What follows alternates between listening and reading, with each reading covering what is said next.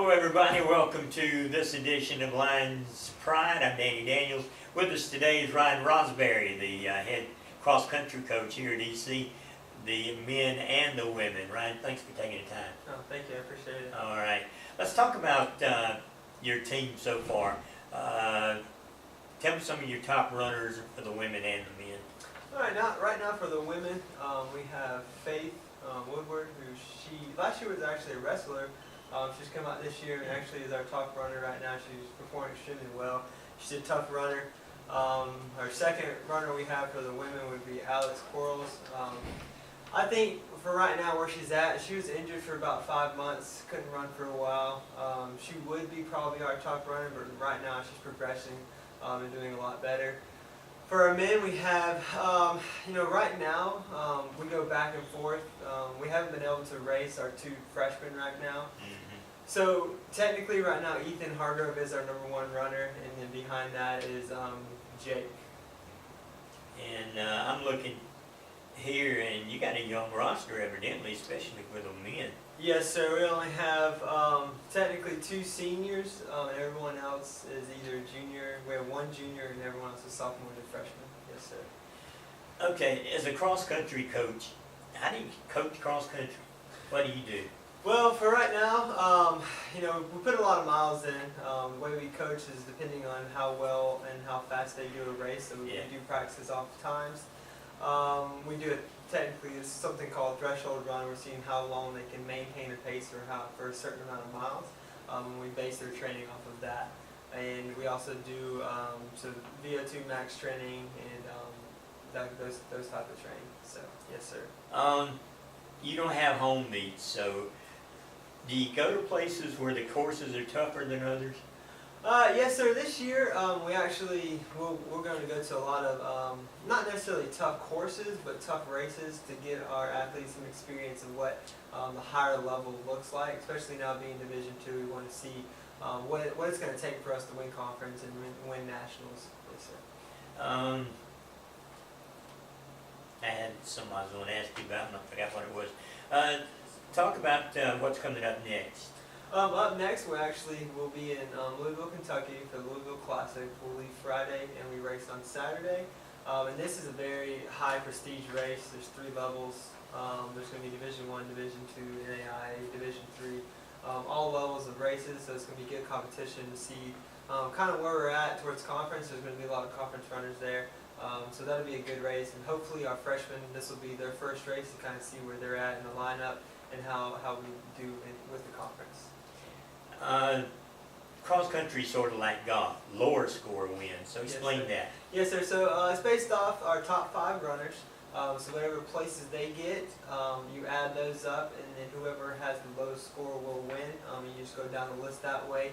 And if you have a tie, you look at the 6th runner and whatever position they come in. If they're ahead of that person in front of you, you beat them. So, yes, sir.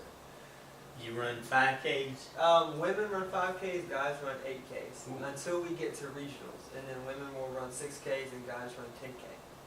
That's a long way. Yes, sir. So all right. It is.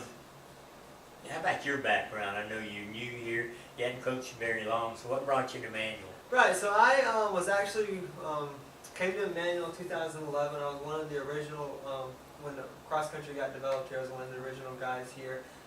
Ran here for the 4 years, graduated. I actually wanted to go to physical therapy school. Worked for a PT for about a year as an aide and found out it's not exactly where my heart was, my passion. So then I came back to Manual. They offered me a job here. I've been kind of all over the place in the athletic department. I helped coach tennis. I actually did sports information for a little while. And on the side, also volunteered with Coach Hall on the cross country side. And then once he left, Tucker Hilley became the coach, and I was the assistant under him. And then this past April, he moved on to become a firefighter, and then I moved on as the head coach. What makes a good cross-country runner? I know it's like wrestling. When you're out there, you're on your own. A good cross-country runner is somebody that can really control their mind and is willing to work hard.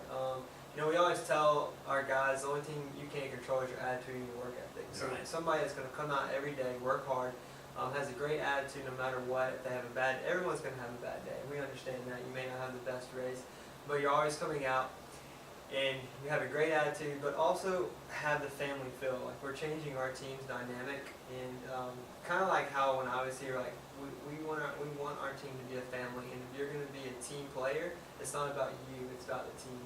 So You encourage your kids to run in groups? I do, yes sir.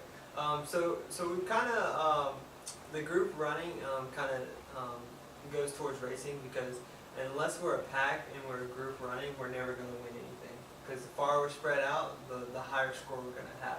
So we really try to group everyone together, and especially it gives us more of a family feel, like a team feel. It's not about me taking off, it's about us staying together, we're communicating together, we're talking, and that's how we kind of do practices. Does that pack need a leader to make sure you're up near the front of the race? Yes sir, that's a good question. Yeah, we always, right now, like I said, Ethan is our #1 runner, so he kind of like runs the top 5.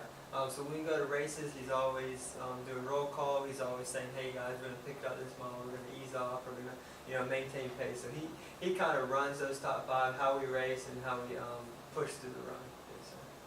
Yes, Who's going to be really strong in Conference USA? Not Conference USA, Conference Carolinas. well, right now Mount Olive is really the powerhouse. They have been for quite a while. And that's one of my goals, is to really build towards them. They have outstanding runners, but there's no reason why we can't develop our team to win conference and move towards that. So, and that's on both sides, men and women. Are they experienced? Oh, very, very experienced. Take the men's side. They've been nationally ranked for 5 or 6 years. They've won conference many times, and they have multiple seniors on their team, so they don't necessarily have a young team like us. So if we can develop for the next couple of years, we can really build our program. Do you recruit cross-country runners? Yes, sir. And you go to high school meets and watch, or how do you do that? Yes, sir, I do. We go to a couple high school meets. We'll go some during the year, and then I try to go to state.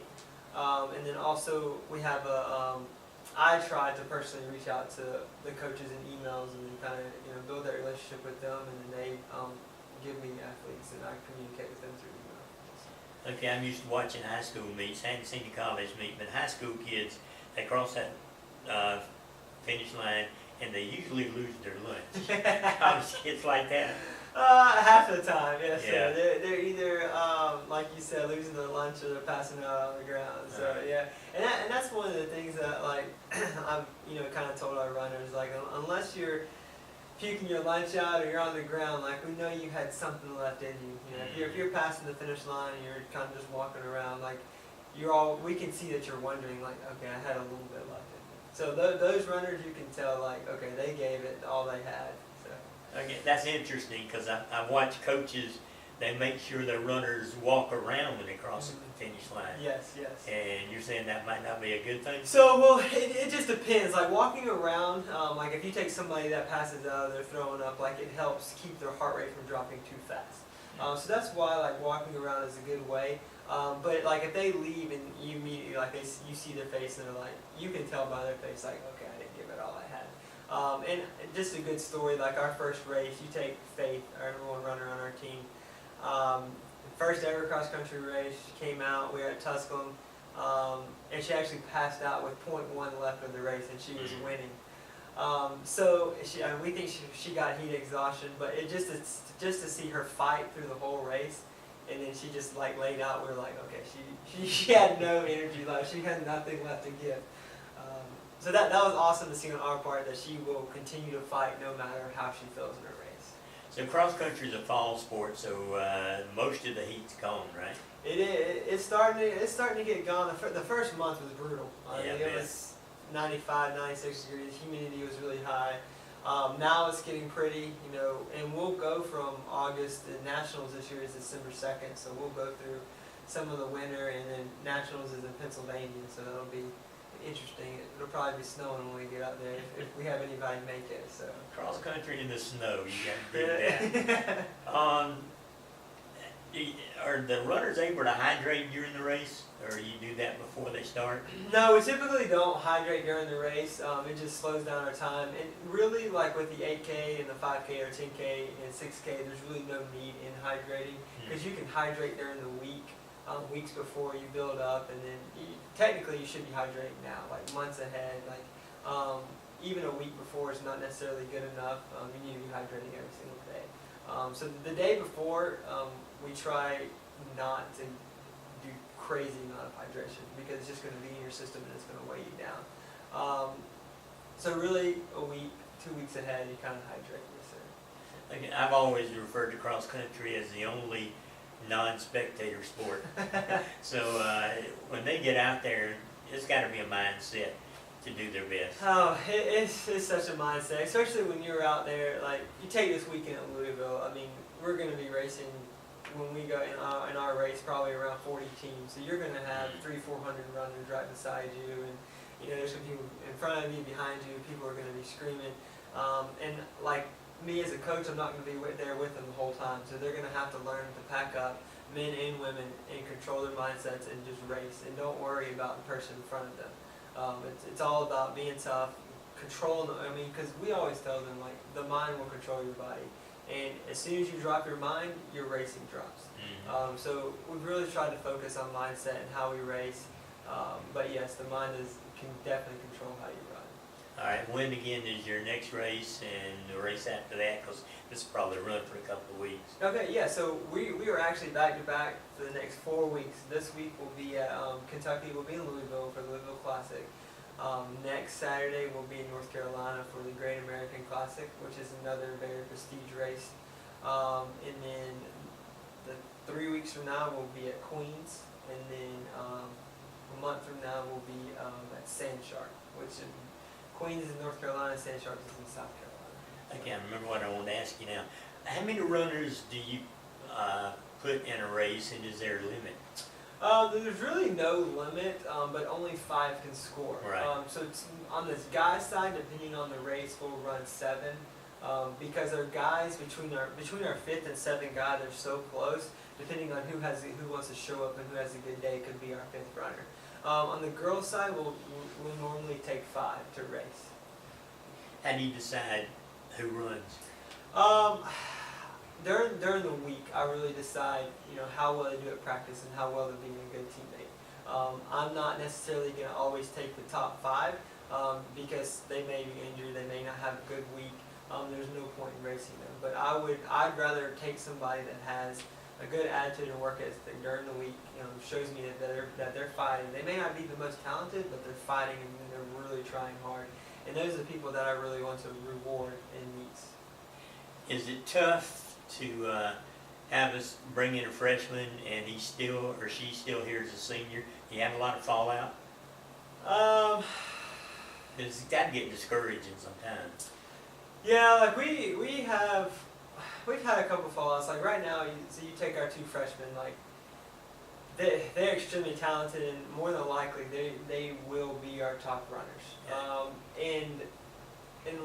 And like I said from the beginning, like we're really trying to change the dynamic to where like it doesn't matter if you're a senior, junior, sophomore, freshman. Like we're building a team together. So even though our freshmen are really talented and they may be our top runners, like everybody is contributing. Yes, as you become a junior or senior, you should be our top runners.